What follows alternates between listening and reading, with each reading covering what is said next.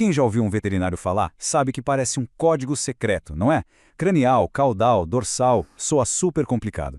Mas olha, hoje a gente vai decifrar juntos esse mapa e entender por que essa linguagem é, na verdade, a base de toda a medicina veterinária. Aí vem a grande pergunta. Para que essa complicação toda? Afinal, frente, trás, em cima e embaixo funcionam super bem para a gente no dia a dia. Por que os animais precisariam de um sistema totalmente diferente? Parece que é só para complicar, né? Mas tem um motivo muito bom. O motivo é um só: precisão. Pensa comigo.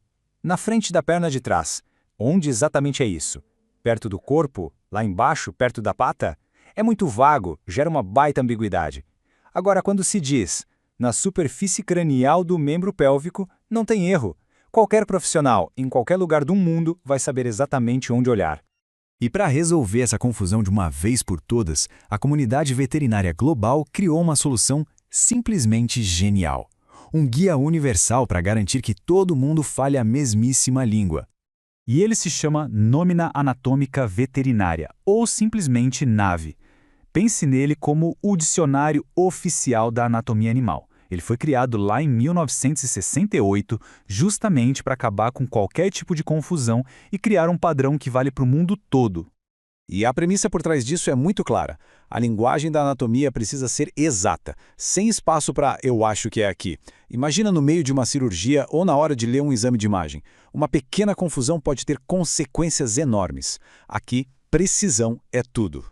Certo, agora que a gente já entendeu o porquê, vamos aprender a ler esse mapa. A melhor forma de pensar é imaginar o corpo do animal como um mapa geográfico mesmo, com seu próprio norte, sul, leste e oeste. E esse aqui é o nosso ponto de partida, a nossa referência zero, a posição anatômica padrão. É sempre com o animal de pé, olhando para frente, com as 4 patas firmes no chão. Todas as direções que a gente vai aprender partem dessa posição. Não importa se o bicho está deitado, de ponta cabeça, a referência é sempre essa. Vamos começar com o eixo vertical, que é bem intuitivo. Dorsal é tudo que aponta na direção das costas. Sabe a barbatana dorsal de um tubarão? É por isso que ela tem esse nome. E ventral é o oposto. Tudo que aponta para a barriga. Simples, né? Agora, o eixo horizontal.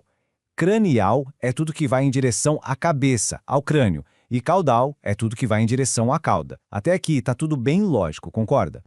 Mas a cabeça tem uma regrinha especial. Quando a gente quer descrever algo que está na própria cabeça, mas na direção do nariz ou do focinho, não usamos cranial. A gente usa um termo específico, rostral. Por exemplo, o olho é rostral em relação à orelha. Agora imagine uma linha invisível que divide o animal exatamente no meio, da cabeça até a cauda.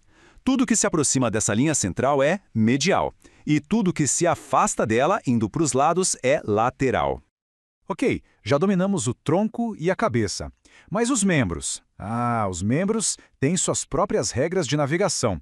É como se fossem um território à parte no nosso mapa. Vamos ver como funciona. Para os membros, os termos principais são proximal e distal. Proximal é o que está mais perto de onde o membro se conecta com o corpo, com o tronco. E distal é o que está mais longe, mais na extremidade. Por exemplo, o cotovelo é proximal em relação ao pulso e a pata é distal em relação ao joelho.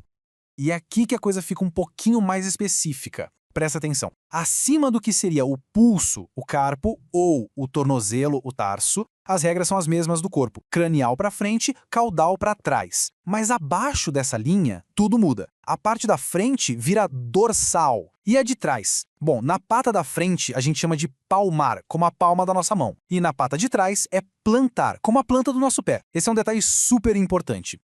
Beleza, já aprendemos a nos localizar na superfície do corpo. Agora, vamos entender como os anatomistas fatiam o corpo para poder estudar o que tem por dentro. E para isso, eles usam os planos anatômicos. Voltando ao nosso mapa, tá vendo essas linhas imaginárias que cortam o corpo? Eles são os 3 planos principais. Cada um deles oferece uma vista, um ângulo diferente, o que é fundamental para exames como tomografia e ressonância magnética. É como se a gente pudesse ver o corpo por dentro de vários ângulos. O primeiro é o plano sagital. Ele é qualquer corte vertical que divide o corpo em uma parte esquerda e uma parte direita. Agora, se esse corte passar exatamente no meio, dividindo o corpo em 2 metades praticamente espelhadas, aí ele ganha um nome especial, plano mediano. Depois a gente tem o plano dorsal.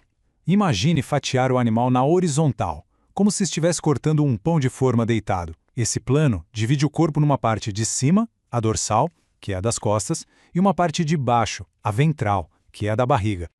E por último, temos o plano transversal. A melhor analogia aqui é pensar em cortar um salame em fatias. É um corte que atravessa uma parte do corpo, como o tronco ou a perna, e nos dá uma visão de corte transversal, mostrando tudo que tem ali dentro daquela fatia. Certo, a gente viu um monte de termos novos, mas no fim das contas, por que tudo isso é tão vital?